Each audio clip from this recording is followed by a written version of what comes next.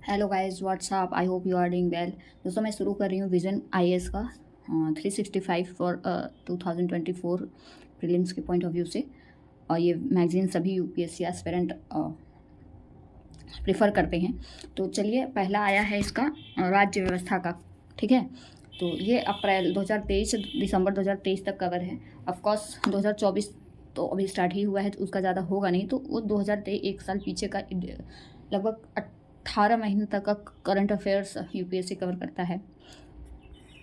ठीक है, तो चलिए इसका एक बार रिव्यू देख लेते हैं, क्या क्या है, कौन कौन सा टॉपिक इसमें कवर किया गया है। तो देखते हैं क्या है। इसमें राज्य व्यवस्था और शासन, पॉलिटी गवर्नेंस दोनों हैं। तो संविधान से संबंधित मुद्दे, ठीक है, इसमें क्या क्या है। मूल ढांचे, जिला न्यायालयों की स्वतंत्रता, मूल ढांचा, अनुच्छेद 370, राष्ट्रीय राजधानी क्षेत्र, सरकार, प्रिवेंटिव डिटेंशन, व्यक्तित्व अधिकार, हेट स्पीच, उपासना स्थल अधिनियम 1991, अन्य महत्वपूर्ण सुर्खियां। दूसरा टॉपिक है संसद, राज्य विधानमंडल, स्थानीय सरकार की कार्य प्रणाली। इसमें क्या क्या इन्होंने कवर किया है। अविश्वास प्रस्ताव, कानून निर्माताओं से संसदीय विशेषाधिकार, विधि निर्माताओं का निष्कासन, दल बदल विरोधी कानून, राष्ट्रपति एवं राज्यपाल की अध्यादेश जारी करने की शक्ति। तीसरा क्या है, काफ़ी है इसमें, राष्ट्रपति राज्यपाल अध्यादेश जारी करने की शक्ति। दोस्तों देखिए, इसको कवर करने से ना आपका स्टैटिक भी कवर होगा और करंट भी कवर होगा, इसलिए ये मैगजीन हर यूपीएससी एस्पिरेंट जो है कवर करते हैं। संसद का सचिवालय, भारत में लोकतांत्रिक विकेंद्रीकरण, पंचायती राज संस्थानों की वित्तीय स्थिति, शहरी स्थानीय निकायों का क्षमता निर्माण, पंचायत उपबंध। अन्य महत्वपूर्ण सुर्खियां, राज्य केंद्र रिलेशन, राज्यपाल की भूमिका, सहकारी संघवाद, कोऑपरेटिव फेडरलिज्म, अंतर्राज्यीय सीमा विवाद, ठीक है, अंतर्राज्यीय जल विवाद। फिर उसके बाद न्यायपालिका को इन्होंने कवर किया है। न्यायिक नियुक्तियां, अखिल भारतीय न्यायिक सेवा, कानूनी सहायता, लीगल एड मध्यस्थता अधिनियम, मेडिएशन एक्ट 2023, लोक अदालत, मॉडल जेल अधिनियम। अन्य महत्वपूर्ण सुर्खियां। उसके बाद इन्होंने निर्वाचन आयोग को कवर किया है। मुख्य चुनाव आयुक्त, अन्य चुनाव आयुक्त, चुनाव प्रक्रिया, एक साथ चुनाव, साइमल्टेनियस इलेक्शन, राजनीति का अपराधीकरण, चुनावी फंडिंग। अन्य महत्वपूर्ण सुर्खियां। ठीक है, आपने अगर करंट कवर किया होगा तो आपने ये पढ़ लिया होगा, लेकिन इसमें क्या होता है, सब कंपाइल करके एक मैगजीन बना देते हैं। ये महत्वपूर्ण अधिनियम विधेयक, नारी शक्ति वंदन योजना अधिनियम 2023, नारी शक्ति वंदन अधिनियम 106 अमेंडमेंट एक्ट, महिलाओं को 33% आरक्षण दिया गया है इसके तहत। बहुराज्य सरकारी सहकारी सोसाइटी अधिनियम 2023, multi state cooperative societies act 2023, cinematograph अधिनियम 2023, डिजिटल व्यक्तिगत डेटा संरक्षण अधिनियम, digital personal data protection act 2023, digital services act, आपराधिक कानून में सुधार से संबंधित अधिनियम, भारतीय न्याय संहिता, भारतीय नागरिक सुरक्षा संहिता, भारतीय राज्य अधिनियम, ठीक है, जन्म और मृत्यु पंजीकरण अधिनियम, registration birth and death, press और पत्रिका पंजीकरण अधिनियम। आगे चलते हैं, इसमें काफ़ी कुछ कवर किया गया है। अगर आप इसको कवर कर लेते हैं तो आपको पॉलिटी अलग से पढ़ने की ज़रूरत नहीं पड़ेगी। इसको पढ़िए, टेस्ट लगाइए, इसको पढ़िए, टेस्ट लगाइए, जितने भी सब्जेक्ट का आ रहा है आप 365 पढ़िए, उसके बाद आप टेस्ट लगाइए डायरेक्ट। आपको स्टैटिक जाके बुक्स नहीं पढ़ना है अलग से। दूरसंचार अधिनियम 2023, इंटरनेट। ये मैगजीन लाने का बस एक ही मकसद है, बहुत सारे लोगों के पास मैगजीन नहीं पहुंच पाती है, बस ये उनके लिए है, और इसके थ्रू काफ़ी लोगों की हेल्प हो जाती है। ठीक है, अन्य महत्वपूर्ण सुर्खियाँ, बहुत लोगों के पास नहीं पहुंच पाती है, बहुत जगह अवेलेबल ही नहीं होती है। सुर्खियों में रह रहे महत्वपूर्ण संवैधानिक सांविधिक कार्यकारी निकाय, लोकपाल, परिसीमन आयोग, प्रवर्तन निदेशालय, केंद्रीय जांच ब्यूरो, राष्ट्रीय कैडेट कोर। अन्य महत्वपूर्ण सुर्खियाँ। उसके बाद शासन के महत्वपूर्ण पहलू, मिशन कर्मयोगी, सूचना का अधिकार, आधार, ऑनलाइन गेमिंग विनियमन, भारत में उपभोक्ता संरक्षण, सेलिब्रिटीज़, इन्फ्लुएंसर्स और वर्चुअल इन्फ्लुएंसर्स के लिए दिशा निर्देश, अनुसूचित जनजाति और अन्य परंपरागत वन निवासी अधिनियम 2006, वन अधिनियम। महत्वपूर्ण सुर्खियाँ। आगे चलते हैं, देखिए, तो ये था इनका पूरा जितने टॉपिक उन्होंने कवर किया है उसका एक ओवरव्यू था। तो हम दोस्तों इसको एक एक करके, जैसे ये टॉपिक है संविधान से संबंधित मुद्दे, पहले इसको कवर करेंगे पूरा, एक वीडियो में कोशिश करेंगे हो जाए, फिर दूसरा टॉपिक करेंगे, ऐसे ऐसे करके काफ़ी 101 के पेजेस हैं, तो एक दिन में तो कवर होगा नहीं, लेकिन हाँ टॉपिक वाइज कवर करेंगे तो हो जाएगा। ठीक है, काफ़ी अगर एक वीडियो में बनाएंगे तो काफ़ी लंबा वीडियो हो जाएगा। ठीक है, तो चलिए शुरू करते हैं यहीं से। फर्स्ट आर्टिकल जो है इसका क्या है, संविधान से संबंधित मुद्दे। ठीक है, तो इसमें क्या है, मूल ढांचे का सिद्धांत, बेसिक स्ट्रक्चर डॉक्ट्रिन। क्या, क्यों ये न्यूज़ में क्यों था, ये देखते हैं।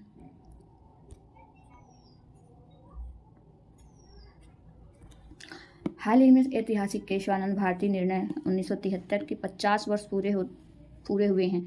गौरतलब है कि इस बात 50 वर्ष पूरे हुए हैं। ठीक है, इसलिए ये न्यूज़ में था।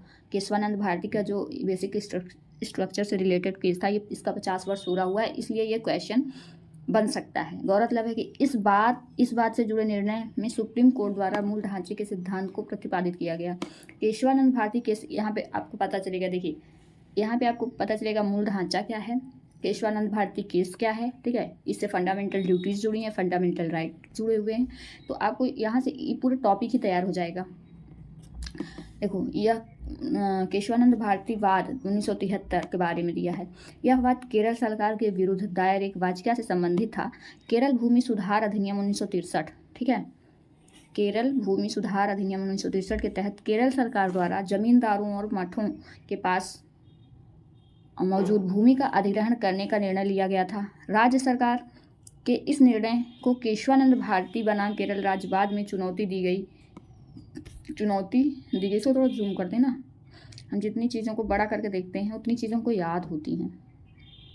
ठीक है, आंखें हमारी उसको स्कैन करती हैं, इसलिए जितना बड़ा हो, अगर आप टैबलेट में पढ़ रहे हो या फिर टैब होगा, कोई कुछ भी लैपटॉप है, आप उसको जूम करके पढ़ा करिए, यही तो फ़ायदा होता है ना। किताबों में हमें छोटा दिखता है।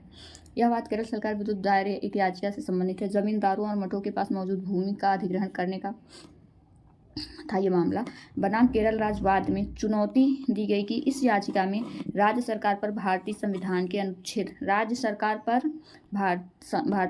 अनुच्छेद 25, 26 और 31 में निहित मूल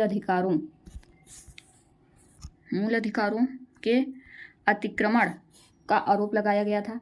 इस बात की सुनवाई 13 न्यायाधीशों की, देखिए ये सबसे बड़ी न्यायाधीश पीठ थी, 13 जजों ने यह फैसला सुनाया था, एक पीठ द्वारा की गई थी। यह सुप्रीम कोर्ट में गठित अब तक की सबसे बड़ी पीठ है।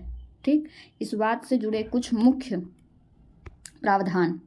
ठीक है, मूल ढांचे के सिद्धांत को प्रतिपादित किया गया। सुप्रीम कोर्ट ने अपने निर्णय में 24वें संविधान संशोधन की वैधता को बरकरार रखा था। साथ ही यह निर्णय दिया था कि संसद को संविधान के किसी भी या सभी प्रावधानों, मूल अधिकारों सहित में संशोधन करने की शक्ति प्राप्त है। ठीक है, बशर्ते संशोधन द्वारा संविधान की मूलभूत विशेषताओं या मूल सिद्धांतों में परिवर्तन या उनकी क्षति अथवा लोप नहीं होना चाहिए। ठीक है, लोप नहीं होना चाहिए। इससे पहले गोलकनाथ वाद 1967 में सुप्रीम कोर्ट ने निर्णय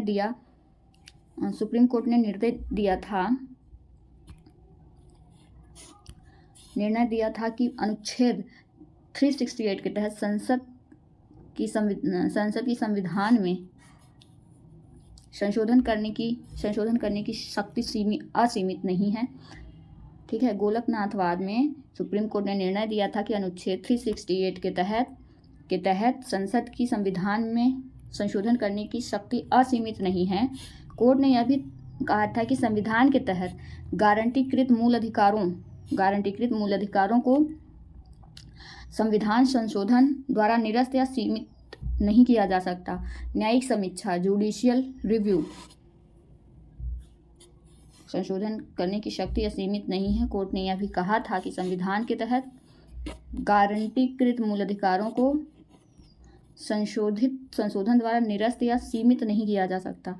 न्यायिक समीक्षा, जुडिशियल रिव्यू की शक्ति, कोर्ट ने निर्णय जुडिशियल रिव्यू की शक्ति, कोर्ट ने निर्णय दिया कि न्यायिक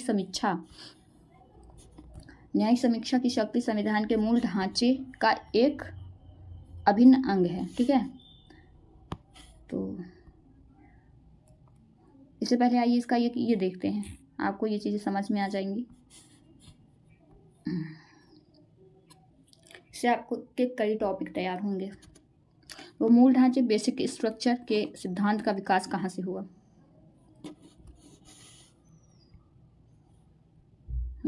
A.K. गोपालनवाद 1950, शंकरी प्रसाद वाद 1951, सज्जन सिंह वाद 1965, गोलकनाथ वाद 1967, 1971। ठीक है, ये इसको स्टार्ट किया गया। संसद मूल अधिकारों सहित संविधान के किसी भी भाग में संशोधन कर सकती है। ठीक है, संसद मूल अधिकारों सहित संविधान के किसी भी भाग में संशोधन कर सकती है। ये किस में था? ये A.K. गोपालन वाद 1950, शंकरी प्रसाद वाद और सज्जन सिंह वाद में ये कहा गया कि संविधान मूल अधिकारों सहित संविधान के किसी भी भाग में संशोधन कर सकती है। ये इन तीनों केस में ये कहा गया। ठीक है, शंकरी प्रसाद वाद 1951, 1965 और 1950 में A.K. गोपालन वाद में। ठीक, उसके बाद संविधान संशोधन अनुच्छेद 13 के अधीन विधि नहीं है, इसलिए संसद संविधान के किसी भी भाग में संशोधन कर सकती है। 24वां संविधान संशोधन अधिनियम, 25वां संविधान संशोधन अधिनियम 1967 में गोपालनवाद, 1971 25वां, इसमें क्या कहा गया देखते हैं। धारा 2 के तहत उचित मुआवजे के साथ संपत्ति के मूल अधिकार में कटौती की गई।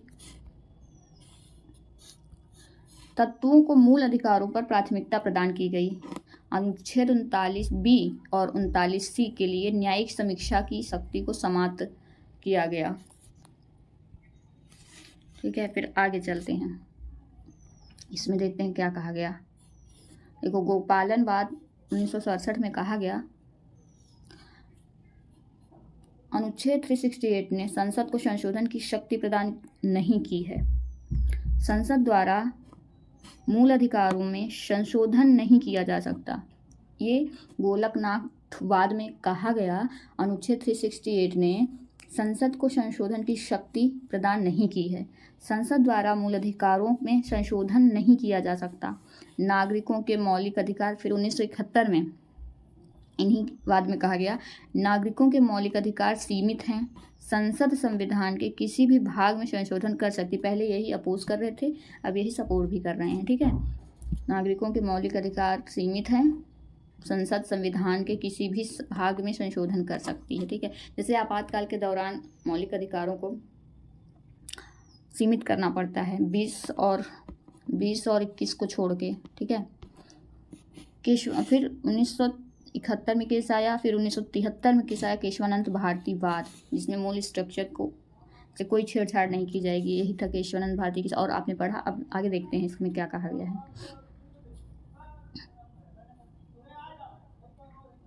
इसमें कहा गया है, अन्य निर्णय। सुप्रीम कोर्ट ने न्यायिक समीक्षा की अपनी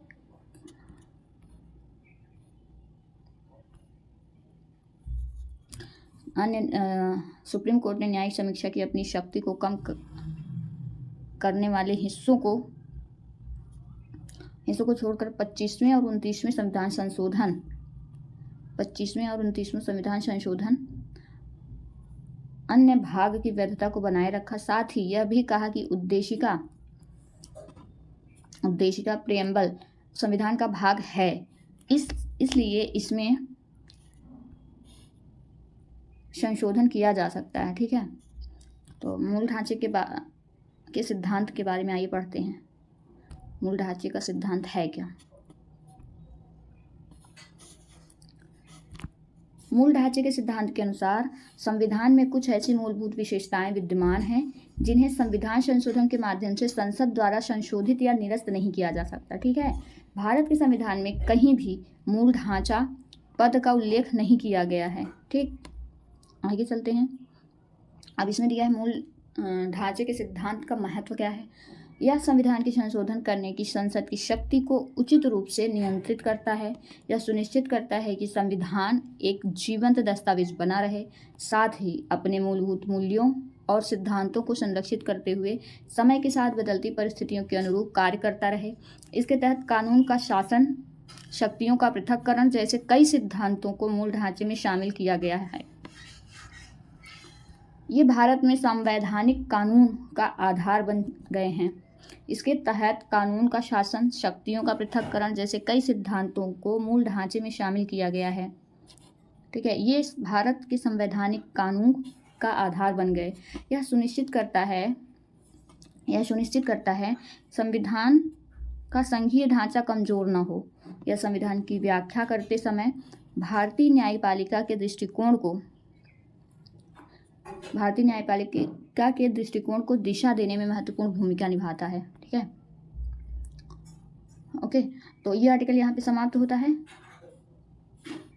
और इसका एक ये भी दिया है, ये भी बहुत इम्पोर्टेंट है। और इसमें क्या दिया है, मूल ढांचे का सिद्धांत किसको माना है। देखो, मेनली जो है संविधान में मूल ढांचे का कोई जिक्र नहीं किया गया है। ठीक है, लेकिन वह आप जब संविधान आप पढ़ोगे तो उसमें कुछ चीज़ें निहित हैं जो बोली नहीं गई हैं, लेकिन हैं, उसमें समाहित हैं। उसको अलग से डिफाइन नहीं किया गया, लेकिन समाहित हैं उनकी बातों में। जैसे होता है ना कि हम कुछ चीज़ बोलना चाहते हैं, बोलते नहीं हैं, नाम नहीं देते हैं, लेकिन वो चीज़ें हम बातों बातों में कह देते हैं। तो वही इसमें संविधान में भी किया गया है कि चीज़ों को डिफाइन नहीं किया गया है, लेकिन उनके जो प्रोविज़न बनाए गए हैं उसमें समाहित हैं मूल ढांचे का सिद्धांत। तो क्या है मूल ढांचे का सिद्धांत, उसका ओवरव्यू दिया गया है। किसके तहत हम मूल ढांचे को मानते हैं, क्या क्या है जो हम ये डिफाइन करता है कि ये मूल ढांचे का उल्लंघन है। तो ये देखते हैं, इसको थोड़ा और जूम करते हैं।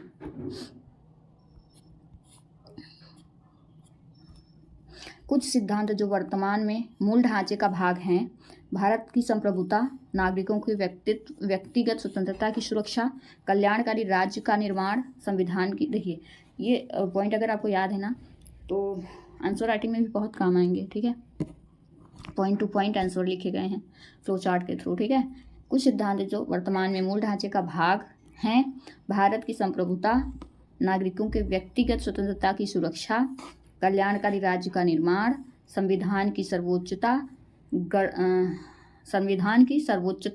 गणतांत्रिक और लोकतांत्रिक सरकार,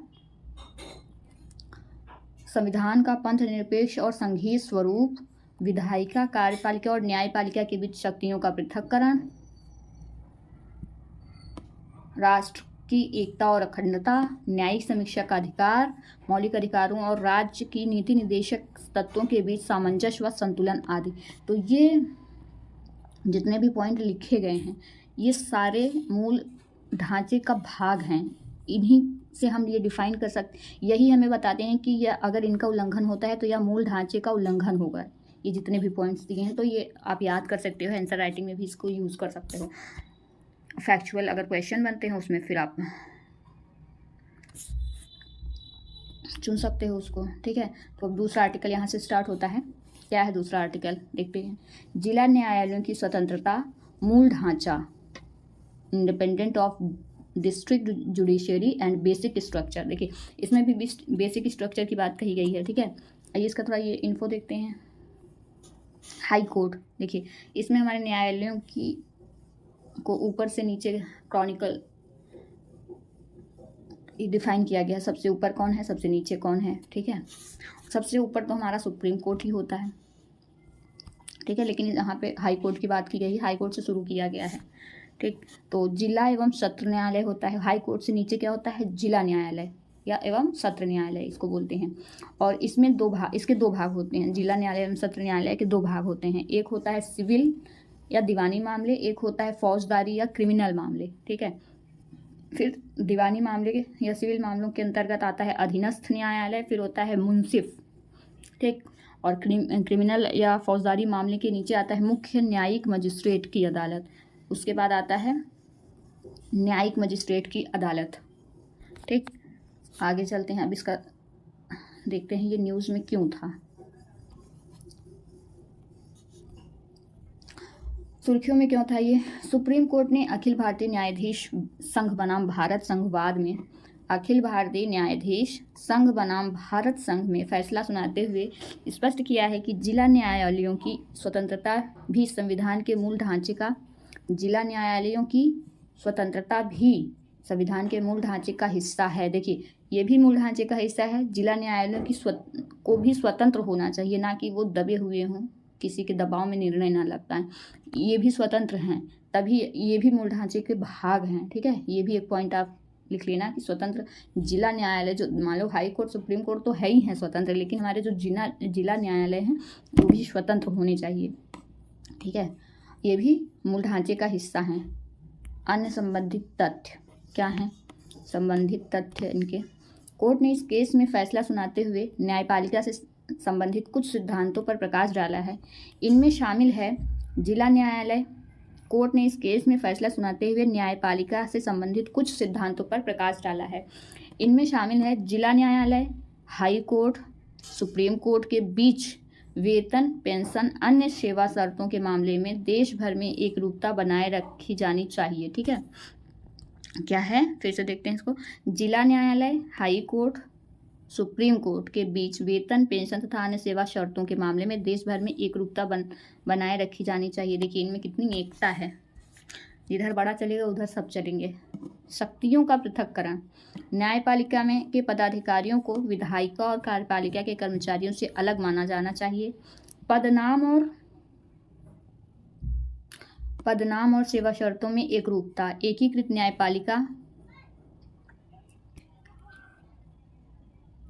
एकीकृत न्यायपालिका का अर्थ है कि एक राज्य के न्यायाधीशों की सेवा शर्तें अन्य राज्यों में समान पद पर नियुक्ति न्यायाधीशों की सेवा शर्तों में समान होनी चाहिए। इनका कहना ये है कि चाहे मतलब जितने भी न्यायाधीश हैं सबकी सेवा शर्तें समान होनी चाहिए, सबकी सैलरी समान होनी चाहिए, और ये मतलब क्रमिक रूप से, चाहे वो हाई कोर्ट हो, सुप्रीम कोर्ट हो, जिला न्यायालय हो, तो इनकी जो भी सेवा शर्तें हैं सब हर स्टेट में समान होनी चाहिए। ठीक है, यही इसमें कहा गया है, और होनी भी चाहिए, बात तो सही है, हर स्टेट में समान होनी चाहिए। देखिए,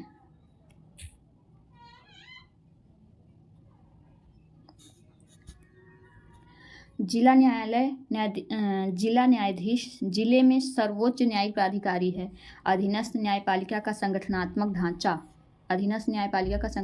ढांचा, अधिकारिता, नामकरण एवं राज्य निर्धारित करते हैं। क्या है? देखिए, अधिकारिता, फिर से देखते हैं इसको छोटा करके। अधीनस्थ न्यायपालिका का संगठनात्मक ढांचा, आधिकारिक, नामकरण, राज्य निर्धारित करते हैं। इस कारण से जिला न्यायालयों की स्थिति एक राज्य से दूसरे राज्य में अलग अलग होती है। ठीक है, जिला न्यायालय मुख्यतः त्रिस्तरीय ढांचे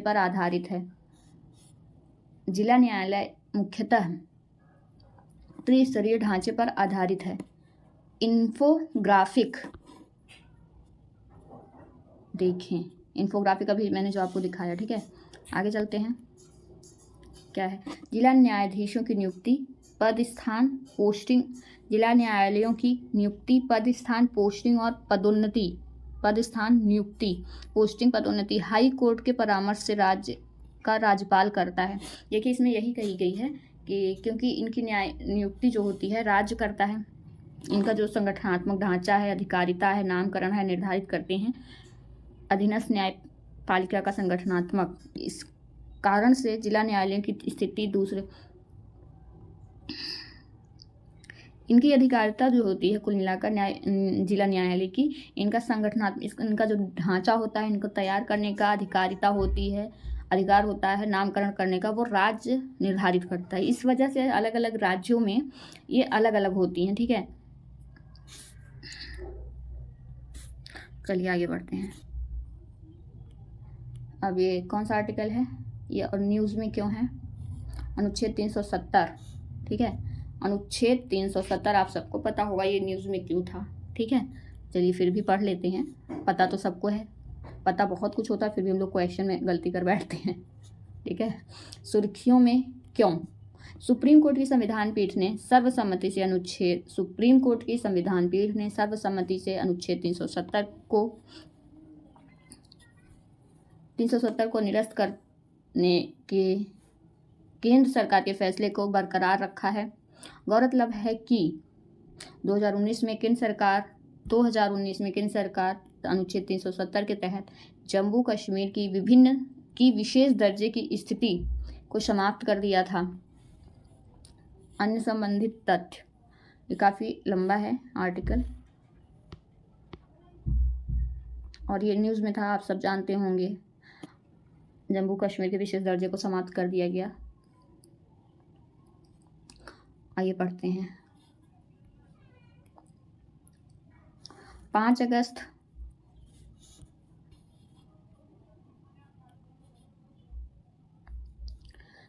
2019 को राष्ट्रपति ने जम्मू कश्मीर पर लागू संविधान आदेश 2019 जारी किया था। इस आदेश में कहा गया था कि भारतीय संविधान के प्रावधान बिना किसी अपवाद के जम्मू और कश्मीर राज्य में भी लागू होंगे। ठीक है, इसके अलावा संसद ने जम्मू कश्मीर पुनर्गठन अधिनियम 2019 को पारित कर लागू किया था। इसके तहत जम्मू और कश्मीर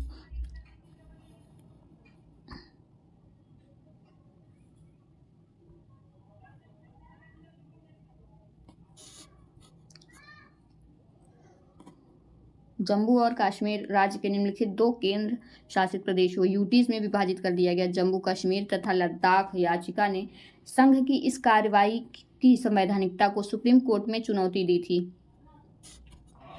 आगे चलते हैं। सुप्रीम कोर्ट का निर्णय। सुप्रीम कोर्ट ने 2019 में जारी राष्ट्रपति की उद्घोषणा को बरकरार रखते हुए कहा कि 1947 में जम्मू कश्मीर भारत में विलय के बाद उसकी स्वयं की कोई संप्रभुता नहीं रह गई। सुप्रीम कोर्ट ने कहा 370 संविधान के एक अस्थायी संक्रमणकालीन प्रावधान था। कोर्ट ने कहा संसद किसी भी राज्य से उसका कोई राज्य क्षेत्र अलग करके उसे केंद्र शासित प्रदेश बना सकती है। संसद कानून द्वारा किसी भी राज्य से किसी क्षेत्र को अलग करके या दो या दो से अधिक राज्यों या राज्यों के कुछ हिस्सों को आपस में मिलाकर या किसी भी राज्य क्षेत्र को किसी भी राज्य के एक हिस्से से मिलाकर एक नया राज्य बना सकती है। संविधान के अनुच्छेद 3 के स्पष्टीकरण के अनुसार अनुच्छेद 3A में प्रयुक्त राज्य में केंद्र शासित प्रदेश भी शामिल है। सुप्रीम कोर्ट ने SR बोम्मई मामले पर दिए अपने फैसले को भी दोहराया। उसने कहा राज्य में आपातकाल या राष्ट्रपति शासन के दौरान राष्ट्रपति की कार्रवाई न्यायिक समीक्षा के दायरे में आती है। ये वाला फिर से पढ़ सकते हैं आप, क्या है। सुप्रीम कोर्ट ने SR बोम्मई मामले में पर दिए अपने फैसले को भी दोहराया। उसने कहा राज्य में आपातकाल या राष्ट्रपति शासन के दौरान राष्ट्रपति की कार्रवाई न्यायिक समीक्षा के दायरे में आती है। ठीक है, अगर राष्ट्रपति किसी भी राज्य में आपातकाल या राष्ट्रपति शासन लगाता है वो भी न्यायिक समीक्षा के दायरे में आती है। SR बोम्मई का बाद में ये कहा गया था। ठीक, और ये अनुच्छेद भी आप याद रख, ये बहुत न्यूज़ में है। अनुच्छेद 3 बहुत न्यूज़ में है। कोर्ट ने कहा कि संसद के किसी भी राज्य को उसका राज्य क्षेत्र अलग करके उसे केंद्र शासित प्रदेश बना सकती है। ठीक, अनुच्छेद में ये कहा गया है। ठीक है, यह अधिकार है। अनुच्छेद 3 की बात अभी नहीं किया है। संसद कानून द्वारा किसी क्षेत्र को अलग करके 2 या 2 से अधिक राज्यों या राज्यों के कुछ हिस्सों को मिलाकर या किसी भी क्षेत्र को किसी भी राज्य के एक हिस्से में मिलाकर नया राज्य बना सकती है। संविधान के अनुच्छेद 3 के स्पष्टीकरण 1 में के अनुसार अनुच्छेद 3A में प्रयुक्त शब्द राज्य में केंद्र शासित प्रदेश भी शामिल है। ठीक, आगे चलते हैं। ऐतिहासिक परिदृश्य इसका क्या है देखते हैं। ऐतिहासिक परिदृश्य आप सबको पता है, कोई नई बात नहीं है, लेकिन फिर से रिवीजन करते हैं। अनुच्छेद 370 एक ऐतिहासिक परिदृश्य, विलय पद इंस्ट्रूमेंट ऑफ एक्सेशन। अक्टूबर 1947 में जम्मू कश्मीर के अंतिम शासक महाराजा हरि सिंह ने इंस्ट्रूमेंट ऑफ एक्सेशन पर हस्ताक्षर किए थे। इस विलय के माध्यम से, यार बहुत छोटा दिख रहा है, थोड़ा जूम करते हैं ना, हस्ताक्षर किए थे। इस विलय के माध्यम से वह अपने राज्य को भारतीय राज्य क्षेत्र में शामिल करने के लिए सहमत हुए थे। ठीक, फिर है जम्मू कश्मीर के लिए अस्थायी प्रावधान। जम्मू कश्मीर के लिए अस्थायी प्रावधान। भारत का संविधान 26 जनवरी 1950 को लागू हुआ था। तब अनुच्छेद 370 को संविधान के भाग 21 में जोड़ा गया था। भाग 21 का शीर्षक है अस्थायी संक्रमणकालीन और विशेष उपबंध।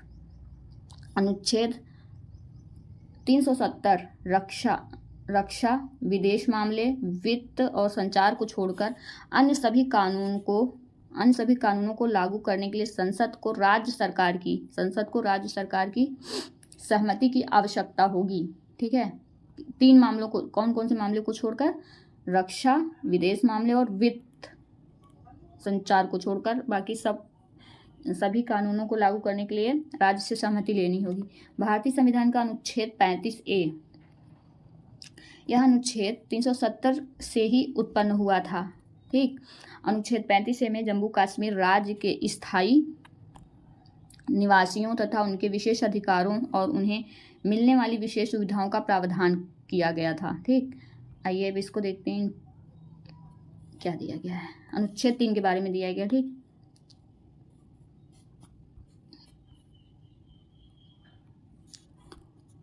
अनुच्छेद 3 क्या कहता है?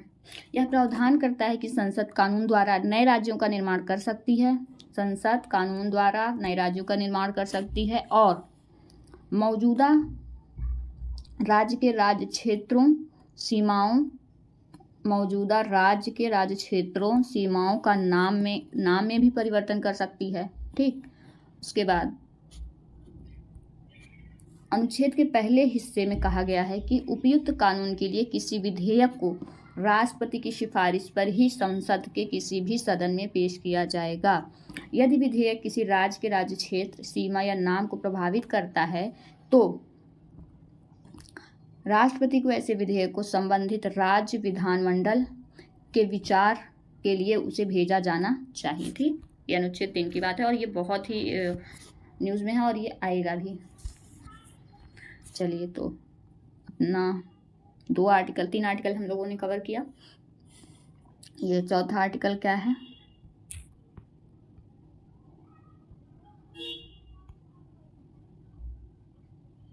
इसमें हम 5 आर्टिकल कवर करेंगे कुल, उसके बाद फिर नेक्स्ट वीडियो में कवर करेंगे। ठीक है, 3 तो हो गए, अब हम चौथा करेंगे। ठीक, क्या है? राष्ट्रीय संशोधन, राष्ट्रीय राजधानी क्षेत्र दिल्ली सरकार अधिनियम 2023, government of national capital territory of Delhi 2023 act. सुर्खियों में क्यों? आइए पहले इसको देखते हैं। ये क्या है? NCCSA,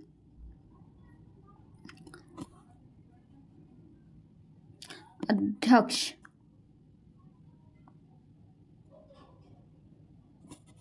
दिल्ली का मुख्यमंत्री, सदस्य सचिव दिल्ली सरकार का प्रधान गृह सचिव, प्रिंसिपल होम सेक्रेटरी, सदस्य दिल्ली सरकार का मुख्य सचिव, चीफ सेक्रेटरी। संरचना है ये दिल्ली सरकार की, कौन ऊपर है कौन नीचे, कौन? Principle of home secretary, chief secretary, उसके ऊपर है मुख्यमंत्री। आइए देखते हैं ये न्यूज़ में क्यों था। क्या है? राष्ट्रीय राजधानी क्षेत्र दिल्ली सरकार अधिनियम 2023, government of national capital territory of Delhi. आइए देखते हैं इसको। सुर्खियों में क्यों था? हाल ही में संसद द्वारा पारित किए गए राष्ट्रीय राजधानी क्षेत्र दिल्ली सरकार विधेयक 2023 को राष्ट्रपति से अनुमोदन प्राप्त हो गया। अब यह विधेयक अधिनियम बन गया। हाल ही में संसद द्वारा पारित किए गए राष्ट्रीय राजधानी क्षेत्र दिल्ली सरकार संशोधन विधेयक 2023 को राष्ट्रपति से अनुमोदन प्राप्त हो गया। अब यह विधेयक अधिनियम बन गया। ठीक, उसके बाद national capital territory of Delhi अधिनियम के मुख्य इसके प्रावधान क्या क्या हैं, आइए देखते हैं। राष्ट्रीय राजधानी सिविल सेवा प्राधिकरण, राष्ट्रीय राजधानी national capital of civil service authority, इस अधिनियम में NCCSA के गठन का प्रावधान किया गया है। इसका उद्देश्य सेवाओं से संबंधित कुछ मामलों जैसे ट्रांसफ़र पोस्टिंग, विजिलेंस एवं अन्य महत्वपूर्ण मामले पर दिल्ली के LG को सिफारिशें करना है। दिल्ली के LG को सिफारिशें करना है। NCCS के सभी निर्णय उपस्थित और मतदान करने वाले सदस्यों के बहुमत के आधार पर लिए जाएंगे। दिल्ली में प्रधान गृह सचिव और मुख्य सचिव दोनों की नियुक्ति केंद्र सरकार करेगी। अच्छा, दिल्ली में प्रधान गृह सचिव और मुख्य सचिव दोनों को नियुक्ति केंद्र सरकार करेगी। LG की शक्तियां ऐसे मामले जिनमें LG पूर्णतया अपने विवेक से कार्य कर सकता है निम्नलिखित हैं। ऐसे मामले जो दिल्ली विधानसभा की विधायी क्षमता से बाहर हैं किंतु उन्हें LG को सौंपा गया है। यह ऐसे मामले जहां LG को कोई न्यायिक या अर्ध न्यायिक कार्य करने की आवश्यकता होती है।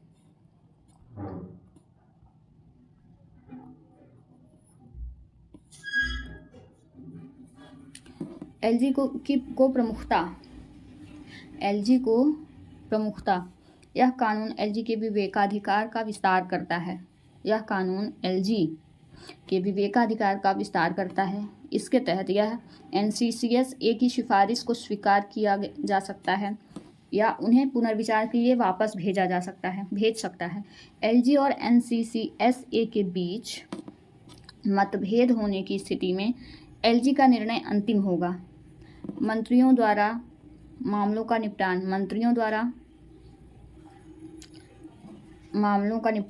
कुछ विशेष मामलों में आदेश जारी करने से पहले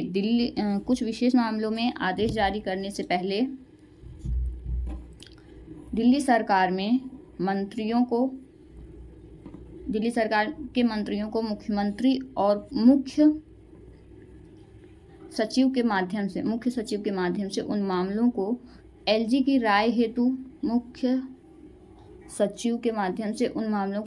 राय हेतु समक्ष प्रस्तुत करना होगा। ये मामले निम्नलिखित से संबंधित हो सकते हैं। किससे संबंधित हो सकते हैं? दिल्ली में शांति व्यवस्था से संबंधित, दिल्ली सरकार और केंद्र सरकार, सुप्रीम कोर्ट या अन्य राज्य सरकारों के बीच संबंध, विधानसभा सत्र को बुलाना, सत्रावसान तथा विघटन, विधानसभा सत्र को बुलाना, सत्रावसान एवं विघटन, ऐसे मामले जिन पर LG को अपने विवेकाधिकार से आदेश देना है। आइए इसको देखते हैं क्या है ये। दिल्ली सरकार के प्रशासन का विकास, देख लेते हैं इसको। इसे भागसी का राज्य बनाया गया 1951 में। 1952 में निर्वाचित मुख्यमंत्री के साथ विधानसभा का सृजन किया गया। 1956 यूटी का देखिए ये क्वेश्चन बन सकता है फैक्चुअली और स्टेटमेंट बेस्ड की दिल्ली को यूटी का दर्जा कब दिया गया? 1956 में राज्य पुनर्गठन अधिनियम के तहत दिल्ली को यूटी का दर्जा दिया गया 1956 में। फिर 1966 में दिल्ली को सीमित प्रतिनिधि सरकार प्रदान करने के लिए दिल्ली प्रशासनिक अधिनियम पारित किया गया। 1991 69वां संविधान संशोधन और GNCTD government national capital territory of Delhi अधिनियम 1991 पारित किया गया। फिर 2021 government national capital territory of Delhi संशोधन अधिनियम पारित किया गया। ठीक है, आगे चलते हैं। इसके बारे में दिया है, पढ़ते हैं इसको।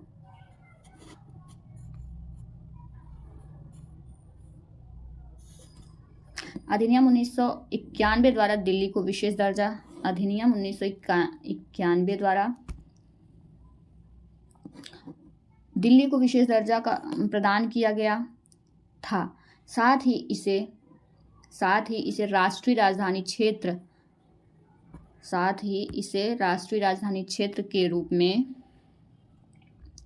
नामित किया गया था। इसे संशोधन द्वारा संविधान में अनुच्छेद 239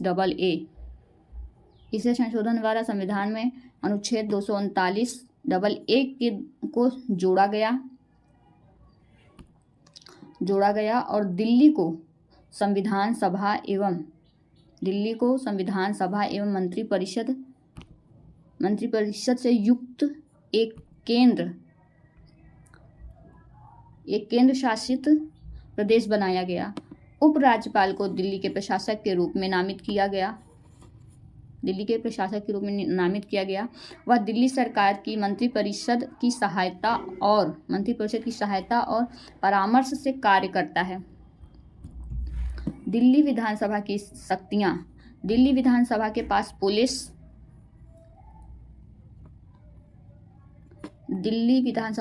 पुलिस, लोक व्यवस्था और भूमि को छोड़कर, देखिए इनके पास जो 3 होने चाहिए, जिसके लिए अरविंद केजरीवाल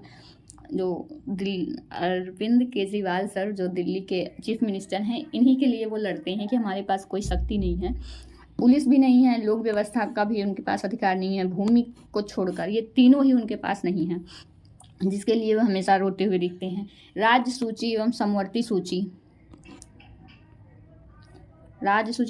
सूची के विषयों पर कानून बनाने की शक्ति है। 3 पुलिस, लोक व्यवस्था और जमीन को छोड़कर बाकी पे वो कानून बना सकते हैं। संसद दिल्ली से संबंधित राज्य और समवर्ती सूची के सभी विषयों पर कानून बना सकती है। ठीक है।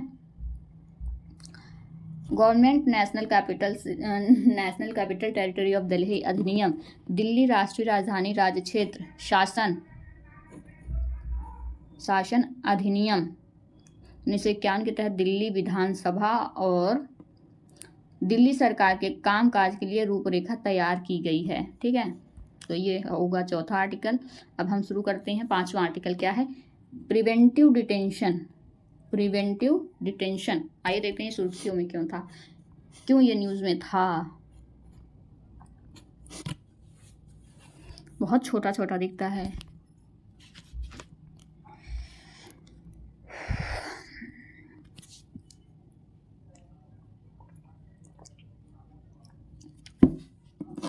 सुर्खियों में क्यों था? हाल ही में सुप्रीम कोर्ट ने निर्णय देते हुए कहा है कि प्रिवेंटिव डिटेंशन निवारक निरोध का केवल असाधारण परिस्थितियों में ही प्रयोग किया जाना चाहिए। प्रिवेंटिव डिटेंशन के बारे में, ये प्रिवेंटिव डिटेंशन क्या है इसके बारे में देखते हैं। प्रिवेंटिव डिटेंशन का अर्थ है अपराध करने से पहले ही किसी ऐसे व्यक्ति को हिरासत में लेना जो कानून और व्यवस्था के समक्ष खतरा उत्पन्न कर सकता है। ऐसा व्यक्ति अभी तक कोई अपराध नहीं किया होता है,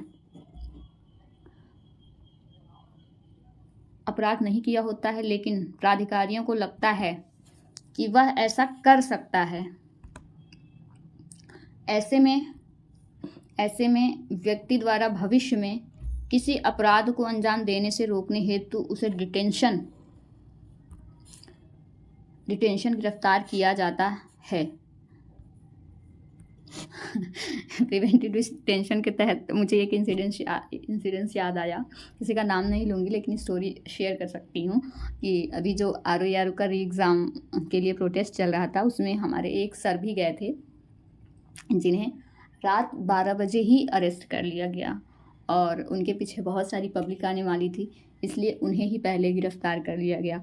और वो एकदम सटीक किसी आर्टिकल पे अभी मुझे वो स्टोरी याद आ गई। तो ये भी शासन व्यवस्था बनाए रखने के लिए भी ज़रूरी है। तो शायद वो अगर उनको अरेस्ट नहीं किया जाता तो बहुत सारी पब्लिक आ जाती। ठीक है, तो कुछ इंसिडेंट्स याद रहते हैं हमेशा। अब मुझे ये प्रिवेंटिव, आपको कभी ये चीज़ भूलेगा नहीं, ठीक है, क्योंकि अगर उन्हें 12 बजे रात अरेस्ट नहीं करते ना तो बहुत सारे, हो सकता है उनकी शासन व्यवस्था फेल हो सकती थी, पुलिस की, ठीक है, प्रशासन फेल हो सकती थी अगर बहुत ज़्यादा पब्लिक प्रोटेस्ट करने आ जाती तो वही है प्रिवेंटिव डिटेंशन। क्या अपराध करने से पहले ही, कोई अपराध नहीं था हालांकि वो उसके थ्रू अपराध हो सकता था, कुछ भी हो सकता था, जहाँ भीड़ होती है वहाँ भीड़ का कोई शक्ल नहीं होता है, तो इसी के तहत गिरफ्तार किया जाता है। व्यक्ति को हिरासत में लिया जा सकता है जो किसी ऐसे व्यक्ति को हिरासत में लेना जो कानून और व्यवस्था के समक्ष खतरा उत्पन्न कर सकता है। ऐसा व्यक्ति अभी तक कोई अपराध नहीं किया होता है, लेकिन प्राधिकारियों को लगता है कि वह एक ऐसा कर सकता है। ऐसे में व्यक्ति द्वारा भविष्य में किसी अपराध को अंजाम देने से रोकने हेतु उसे डिटेन गिरफ्तार किया जाता है। ऐसे में व्यक्ति द्वारा भविष्य में किसी अपराध को अंजाम देने से रोकने हेतु डिटेन किया जाता है। इसके तहत व्यक्ति को बिना कोई मुकदमा चलाए हिरासत में रखा जाता है। व्यक्ति को बिना कोई मुकदमा चलाए हिरासत में रखा जाता है। भारत का संविधान अनुच्छेद 22(1) के तहत गिरफ्तारी तथा हिरासत से 22(2) के तहत गिरफ्तारी तथा हिरासत से सुरक्षा प्रदान करता है। प्रिवेंटिव डिटेंशन कानून के तहत गिरफ्तार या हिरासत में लिए गए व्यक्ति पर संविधान के ये प्रावधान लागू, हिरासत में लिए गए, एक मिनट, क्या है, प्रिवेंटिव डिटेंशन कानून के तहत गिरफ्तार या हिरासत में लिए गए व्यक्ति पर संविधान के ये प्रावधान लागू नहीं होते। अनुच्छेद 22(3), ठीक है। चलिए, संसद को भारत की रक्षा, विदेश मामलों और सुरक्षा से जुड़े मामलों के लिए प्रिवेंटिव डिटेंशन संबंधी कानून बनाने का अनन्य अधिकार है, ठीक है। किसको है? संसद को। विदेशी मामलों, सुरक्षा से जुड़े मामलों और रक्षा से जुड़े मामलों पर संसद को कानून बनाने की अनन्य प्राधिकार है। राज्य की सुरक्षा, लोक व्यवस्था को बनाए रखने तथा आपूर्ति और सेवाओं के रखरखाव से संबंधित मामलों के लिए संसद के साथ साथ राज्य विधानमंडल भी कानून बना सकते हैं। जैसे राज्य की सुरक्षा, लोक व्यवस्था को बनाए रखने तथा आपूर्ति और सेवाओं के रखरखाव के लिए केंद्र सरकार और राज्य विधानमंडल भी कानून बना सकता है। निम्नलिखित कुछ कानून हैं जिनमें प्रिवेंटिव डिटेंशन के प्रावधान किए गए हैं। दंड प्रक्रिया संहिता, narcotic drugs and psychotropic substance act 1985, narcotic drugs and psychotropic substance act 1985, गैर कानूनी गतिविधियां रोकथाम अधिनियम आदि। आगे चलते हैं। देखिए, एक दिया हुआ है और सारे जो प्रोविजंस हैं, आर्टिकल, जो प्रिवेंटिव डिटेंशन से जुड़े हुए हैं आर्टिकल, इनके बारे में दिया गया है। चलिए देखते हैं। प्रिवेंटिव डिटेंशन से संबंधित संवैधानिक प्रावधान। अनुच्छेद 22(1) किसी भी व्यक्ति को गिरफ्तारी के कारणों की जानकारी दिए बिना उसे कस्टडी में रखकर डिटेन नहीं किया जा सकता या अपनी रुचि के वकील से परामर्श करने या बचाव करने के अधिकार से वंचित नहीं किया जा सकता, ठीक है। 22(2) अनुच्छेद 22(2) क्या दिया है, देखिए। अनुच्छेद 22(2) किसी भी व्यक्ति को गिरफ्तार के कारणों की जानकारी दिए बिना उसे कस्टडी में रखकर डिटेन नहीं किया जा सकता है या अपनी रुचि के वकील से परामर्श करने या बचाव करने के अधिकार से वंचित नहीं किया जा सकता, ठीक। अनुच्छेद 22(2) दोस्तों, चलिए इसको पढ़ने के बाद मैं स्टोरी शेयर करती हूँ आपसे, जिससे आप कनेक्ट कर पाओगे। देखो अनुच्छेद 22(2) प्रत्येक व्यक्ति जिसे गिरफ्तार किया गया है या कस्टडी में रखकर डिटेन किया गया है उसे ऐसी गिरफ्तारी के 24 घंटे के भीतर मजिस्ट्रेट के समक्ष पेश किया जाएगा। ठीक है। 22(3) उपयुक्त 2 खंड उस व्यक्ति पर लागू नहीं होंगे जो उस समय भारत के किसी शत्रु देश का नागरिक है या जिसे किसी प्रिवेंटिव डिटेंशन कानून के तहत गिरफ्तार किया गया। मतलब ऊपर के 2 खंड वो सिर्फ भारतीय नागरिकों के लिए, बाकी ये शत्रु देश के लिए नहीं है। ठीक है, आगे चलते हैं। 22(4) अनुच्छेद 22(4) किसी भी व्यक्ति को 3 महीने से अधिक की अवधि के लिए डिटेन नहीं किया जा सकता है। हालांकि सलाहकार बोर्ड या पुष्टि कर दे कि इसके तहत इस तरह के डिटेंशन के लिए पर्याप्त कारण मौजूद हैं तो किसी व्यक्ति को 3 महीने से अधिक के लिए भी डिटेन किया जा सकता है। 3 महीने से अधिक के लिए भी डिटेन किया जा सकता है।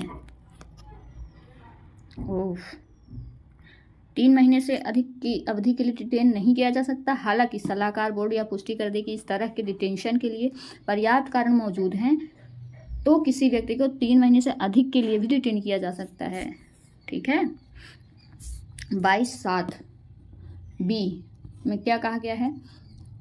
किसी व्यक्ति को सलाहकार बोर्ड की राय के बिना 3 महीने से अधिक समय के लिए डिटेन किया जा सकता है यदि संसद कानून द्वारा यह प्रावधान करती है कि ऐसे डिटेंशन की अधिकतम अवधि कितनी होगी तथा परिस्थितियां, व्यक्तियों के वर्ग और ऐसे मामले जिन पर ऐसा कानून लागू हो सकता है।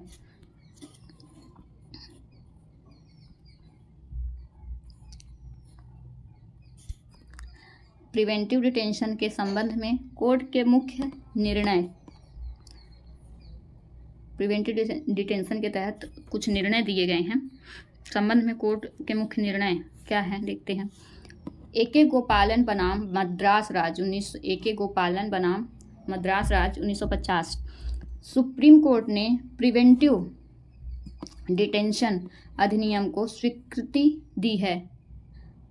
ए.के. गोपालन बनाम मद्रास, ये केस आप याद रख सकते हो, अगर कहीं आंसर राइटिंग में आप यूज़ करते हो तो बहुत ही प्रभावपूर्ण असर पड़ता है एग्जामिनर पर। केस आप अगर मेंशन करते हो आंसर राइटिंग में। 1950 सुप्रीम कोर्ट ने प्रिवेंटिव डिटेंशन अधिनियम को स्वीकृति दी है। ठीक, दूसरा केस क्या है? सिब्बन लाल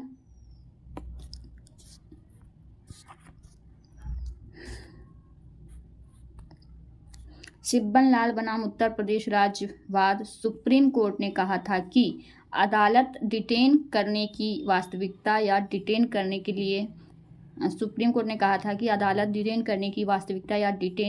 लिए कोर्ट में पेश तथ्यों की जांच करने में सक्षम नहीं है।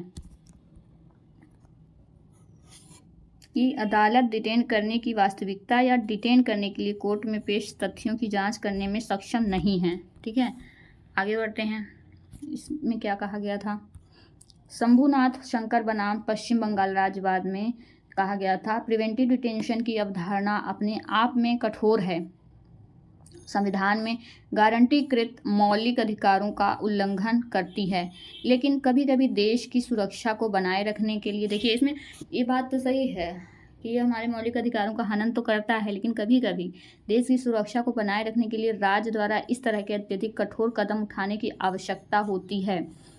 ठीक है, कोई खुशी नहीं करता। प्रशासन भी हम जैसे इंसानों से ही बना है, हमारे ही घर परिवार से किसी का बेटा, किसी का भाई, किसी का पति होता है, तो कुछ मजबूरी के वो अपने ड्यूटी के तहत इतना कठोर कदम उठाते हैं। हाँ, तो मैं स्टोरी शेयर करती हूँ।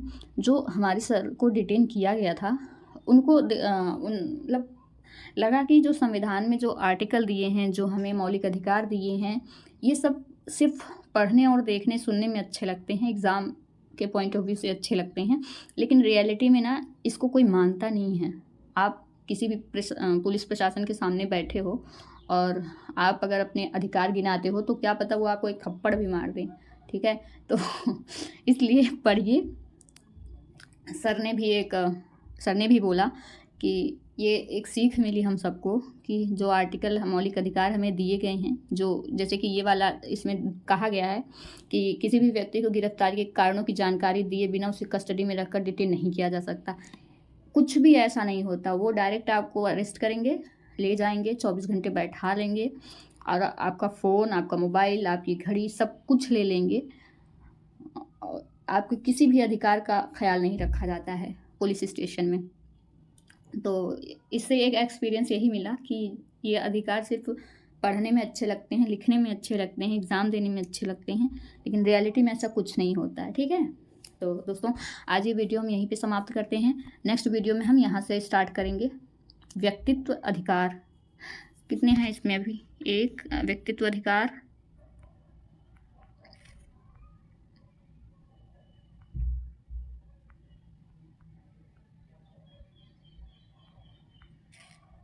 व्यक्तित्व अधिकार, ठीक है। फिर यहाँ से दूसरा टॉपिक स्टार्ट हो जाता है। अभी कितना बचा है इसमें?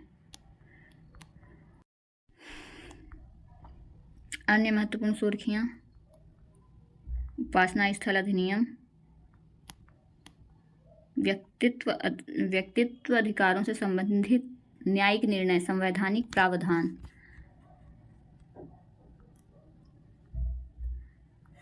उसको कंप्लीट ही कर दिया जाए क्या? व्यक्तित्व अधिकार, पर्सनालिटी राइट्स। चलिए इसको नेक्स्ट वीडियो में कवर करेंगे ना, ताकि ज़्यादा बर्डन ना हो। ठीक है, अगले वीडियो में हम यहाँ से कवर करेंगे व्यक्तित्व अधिकार। ठीक है, तो प्लीज़ लाइक करिएगा वीडियो को, सब्सक्राइब करिएगा चैनल को।